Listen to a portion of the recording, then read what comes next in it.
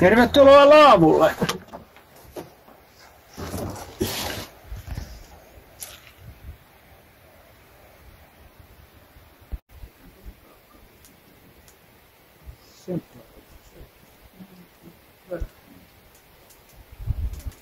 No niin, nyt on polttopuun teko jo paremmalla puolella. No lähes loppusuoralla. Minä menen yhden päivän ja yhden pienen alueen siinä vielä raivaan. Sitten ei ole muuta kuin kotiin ajoa sitten kun tulee lunta ja jäätä. Jäätä olisi jo riittävästi, mutta kun ei ole lunta, niin ei voi ajaa yli järven ja metsässä ei ole lunta yhtään. Erikoista. Viime vuonna oli jo tähän aikaan, niin oli jo reilusti kuukauden oli jo ihan talvi. Kyllä. Ensilumet jäi maahan. No. Mutta nämä polttopuut, mitä nyt tehdään, niin nehän tulee vasta 3 vuoden päähän niin, käyttöön. näin on. Pitää olla aina vähän edellä sitä, ettei pöpölösti. Et nyt on mukava istua täällä laavulla ja ottaa vähän rennosti, kun on tämän vuoden savotat lähes kokonaan ohi. 3 viikkoa varmaan tehtiin. Ei nyt joka päivä tehty, mutta... Ei, pikkuhiljaa, muutaman tunnin päivässä ja muutamia tukkeja minun pitää kaataa. Ensi keväänä niin pitää muutama lankku ja parru saada sahattua. Niin muutama tukki pitää kaataa, ei monta, mutta 3-4 puuta, mistä 10-12 tukkia. Sitten alkaa erilaiset hommat tästä polttopuista. Tai taloa ollaan nyt lämmitetty puilla jo. Vähintään joka toinen päivä ollaan lämmitetty, vaikka ei ihan hirveät pakkasia ole. Ei. On säästynyt polttopuuta paljon. Ne. Ei ole tarvinnut lämmittää kuin silloin tällöin. Olisiko 12 astetta ollut kovin pakkanen yöllä? Siitä on jo aikaa. Sen verran ollut, että järvi on jäätynyt. En ole nyt mitannut, mutta on siellä vähintään 10 senttiä jäätä. Eli vanha kansahan sanoo, että 10 senttiä on hevosjää. Ja sehän pitää paikkansa tietysti. Ei ole käyty luistelemassa vielä. Luistelujäät olisi nyt sopiva ennen kuin tulee lunta päälle. Niin se on harvinaista, että täällä Koillismaalla on tällainen, että jäät jo ja pakkasta ja ei ole lunta. Näin on. Vuodet ei ole samanlaisia. Ei. No mitäs sitten talvella tehdään? No kun tulee lunta, niin ruvetaan hiihtämään tietysti. Hiihtelemään ympäriinsä. Ja... Tietenkin on aina ne kanojen hoidot ja siivoamiset ja ruokkimiset, mutta siinähän ne nyt ei kauheasti mene aikaa. Ja pirtin lämmittäminen, se polttopuiden rahtaaminen sisälle ja no joo, mutta ei ole iso asia. Mutta se sitten on kuitenkin kotia siksi aikaa. Niin, ei voi siinä... moneksi päiväksi lähteä mihinkään. Niin ja päivälläkin, niin kyllähän siinä täytyy lähittävillä olla, kun lisätä puuta. Niin, kyllä. Silloin kun lämmittää, niin täytyy olla lähettyvillä. Sinä päivänä ei lähetä kauemmas. Sinänsä mitä? Meillähän on kaapit täynnä ruokaa, kellari täynnä ruokaa, 4, eikö nyt on 3 pakastinta vaan. Joo. Ruokaa on riittävästi. Että käydään Kuusamossa, mikä on se, missä on isommat kaupat, niin semmoinen kerran kuussa, ellei ole jotain sit erikoista, mitä pitää hakea. Joo. Sitten Käylän kauppaa käytetään sitten. Maito ja juusto loppuu, niin kerran viikossa käydään hakemassa vähän maitoa ja juustoa. Se on siinä. Talvi mennään silleen aika kevyesti kuitenkin. Ettei... Mutta hiihdetään. Niin, joo. Ja sehän se hyvä talvessa on. Että... Ja lumityöt, nehän ne niin, no totta kai lumityöt. Mirja kolalla ja minä raktori. Niin ja sullehan on aika pitkä se aurausmatka. Joo, Viitostielle tulee 2,5 kilometriä ja sitten suunnilleen saman verran lisää auraa muutamille mökkiläisille. On siinä auraamista. Mutta sitten päästään hiihtämään. Niin, joo. Ja se talvella on mukavaa, kun pystyy hiihtämään suoraan sinne, minne haluaa. Yli soiden ja järvien, mihin ei ole kesällä mitään asiaa, niin talvella sen kun hiihtelee suoraan sinne. Et se on niinku niitä hienompia asioita talvessa. Voi liikkua ja kuljettaa tavaraa sinne, minne haluaa. Näkyyköhän kamerassa mitään, kun saputtaa niin paljon? En tiedä.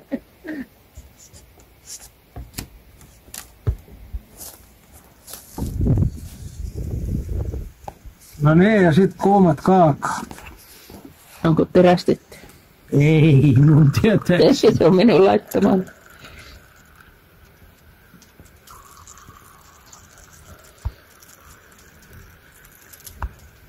Vaikka pulloa, niin ei ole viiniä mukana, siinä on mehu tai simaa. Simaahan siinä on. Tässäkö ne terästykset oli? Joo. Valkoista terästystä.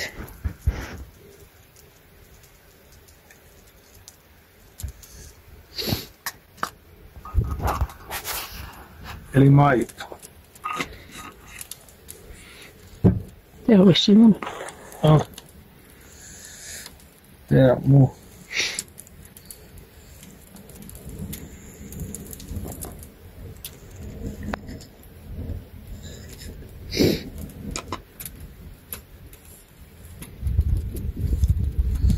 Lippistä.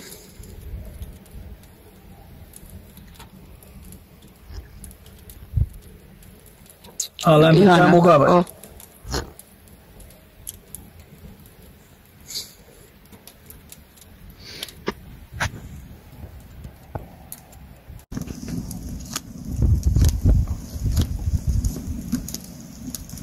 Makkaratikku. Makkaratikku Mirjalle. Makkaratikuna pitää aina veistää näin neliskulmaiseksi. Jos se on pyöreä, niin sä rupeaa makkara siinä pyörimään. Ja tulee puhdas pinta. Rasvat pois, jos käyttää uudestaan. Niin, aina se terätetään makkaratikku uudestaan. Kun laittaa ensimmäisen kerran semmoisen 2 metriä pitkän, niin siitä on mitä vuolla. Loppukesäksi. Mm-hmm.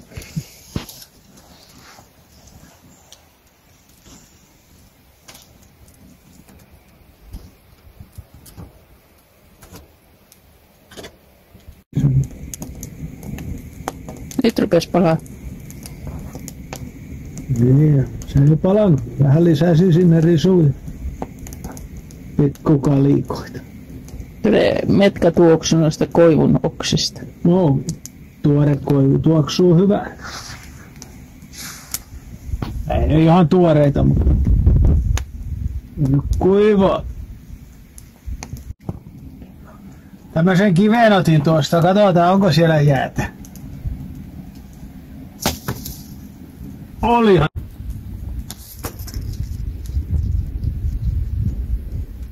Aika pitkälle meni. Onko toinen? Se jäi lyhkäiseksi. No. Nyt on aurinko melkein korkeimmillaan. Nyt kello tulee vähän vaille 1. Ei kovin korkealle enää nouse. Ei.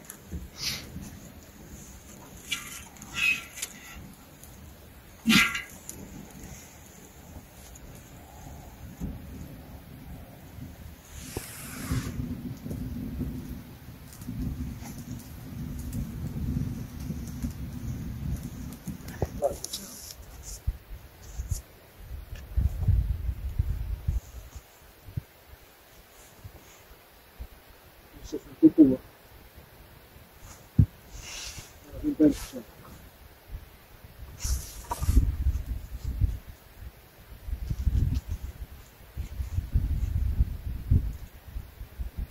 Pitääkö näitä? Miten haluaa? Oho, sitä on niin.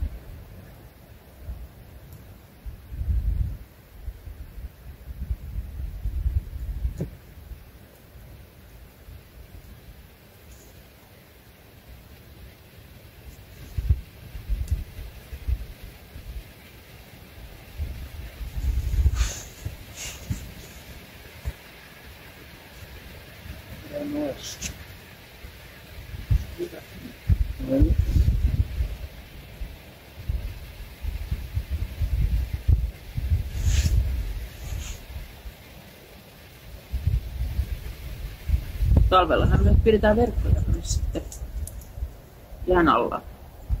No, verkot saisi olla nyt jo, mutta tuolla on niin liukas, niin siellä on niin vaikea liikkua ja tehdä sitten avantoja ja laittaa verkkoja sinne. Ei olla ryhdytty sen takia. Odotetaan, että tulee lunta, joka helpottaa vähän. Sitten laitetaan verkot jäädä. Viime vuonna oli tosi vaikea. Keväällähän se meni niin vesille, että siellä oli 3 metriä. Se oli kuin 2 jäätä ja 3 metriä vettä välissä. Ja eihän sinne päässyt enää verkkoja sitten ottaa ylöskään, kun siinä olisi suistunut sinne avantoon. Joo. Tosi hankala oli siinä tietyssä vaiheessa. Mutta semmoista se ainakin tällä järvellä. Tämä on niin vesillä. Tässä on niitä lähteitä niin paljon. Vesi liikkuu koko ajan.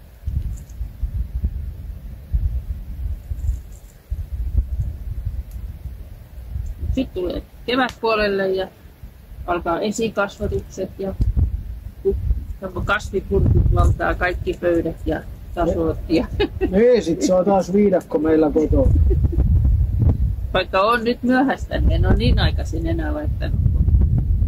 Mutta huomasin kyllä, että vähän liian myöhään laitoin toisia.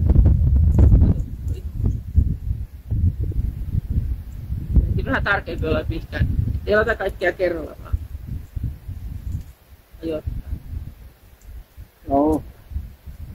Ja sitten siinä kevät-talvella, miten nyt kelien mukaan sopii, niin sittenhän se alkaa se halkosavotta taas. Eli ne puut, mitä nyt on rahdattu kotiin keväällä, niin sitten pitää pätkiä ja pilkkoa ja saada jonnekin kuivuun.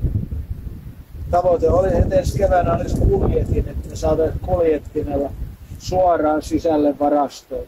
Niitä ei pinota enää, vaan tuot ne kuivuukin paremmin. Ja varastot on tehty, puuvarastot sillä lailla, että saa kuivua siellä sisään. Ja kun ne saa 3 vuotta kuivua, niin kyllä ne kuivuu. Ja koneellisesti katkotaan ja halkaistaan. Niin. Ei kirveellä heiluta. Se on niin iso määrä, että kyllähän sekin menisi, mutta onhan se aika rankka rupeama koko talven. Sähköllähän ei lämmitetä. Meillähän on traktorin perään sirkkeli ja siinä on halkaisukone ja nyt jos saadaan se kuljeti siihen päähän, mikä olisi tavoitteena, sitten tulee hyvä. Helpottaa paljon. Siinä on kärräämistä. Kasvimaalle ei oikeastaan voi mennä ennen kesäkuun 1. viikkoa ja ei aina silloinkaan. Se maa on niin kylmää ja jäässäkin voi olla. Tänä vuonnakin niin sehän oli ihan toukokuun loppuun asti, niin se oli ihan jäässä vielä. Niin ja kesäkuun puolella vielä, kesäkuun puolessa välissä vielä, niin oli routaa maassa.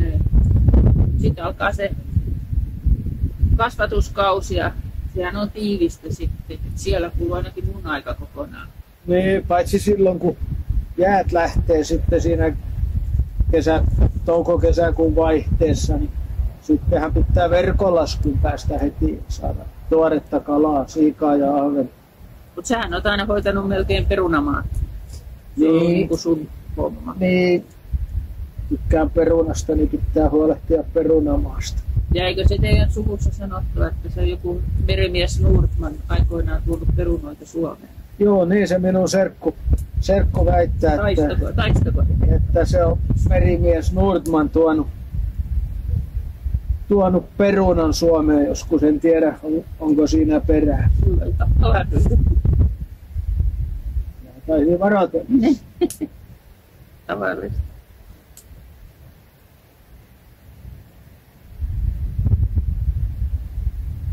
Sadon korjuun aikahan se sitten on kaikkein kiireisintä silloin, kun pitää kaikki ottaa ylös ja ei voi pitäisi ottaa vain yksi kasvi aina kerrallaan ja se tehdään loppuun asti säilöä ja sitten vasta, kun sitähän on himoitse, ottaa kaikki sitten ylös kerralla. Et siinähän menee aikaa sitten, kun sen kanssa niitä säilöä ja pilkkoo ja heittää liemiä ja se on semmoista, mutta se on se kaikkein mukavin aika ainakin minun mielestä. Kesä. Mä oon ainakin ihan Sähän on talvi-ihminen ja mä oon kesäihminen. On, kyllä mä kesästä tykkään kanssa. Pääsee uimaan ja välillä käyn yölläkin uimassa. Kun on ihan mahtavaa mennä silleen, kun on valosaa ja lämmintä.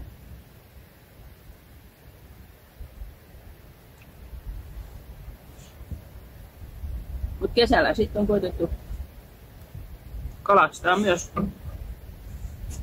verkoilla ja Totta kai. Syödään aika paljon kalaa. tänä vuonna oltiin jopa 10 päivää pois täältä, mikä oli ihan harvinaista. No. Kiitokset vaan Minnalle ja Esalle Rovaniemelle, tuli hoitaa farmia sen aikaa. Ja oli mukava reissu. Kyllä. Paljon muutenhan me matkustellaan.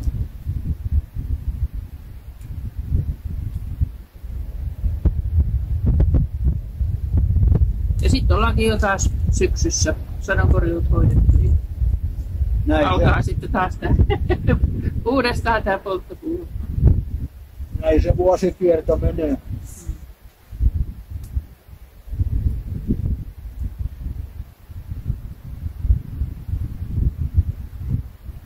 No, mukava kun katselit ja muistat tykätä videosta ja enemmän tarvittaisiin seuraajia.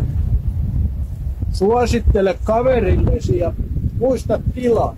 Tilaaminenhan ei maksa mitään, mutta meille se merkitsee paljon ja pystytään tekemään uusia videoita. Saataisiin joskus ostettua uusi kamera ja mikrofoni olisi tärkeä. Nyt joutuu monella eri ohjelmalla vahvistaa ääntä, että saa jotain kuulua. Nythän me ei paljon mitään näistä videoista saada näin pienillä määrillä. Ja aikaahan se vie paljon. On se mukava tehdä näitä, kyllä mä aina tykkään. Ja jos jää jotain kysymyksiä, niin meillähän on siellä vanhoissa videoissa 2 tämmöistä kysymys- ja vastausvideota. Että mä linkkaan tämä video loppuun, jos haluatte käydä katsomassa, mitä meiltä on kysytty ja mitä me ollaan vastattu. Ja kiitoksia kun olit katsomassa. Heippa! Heippa!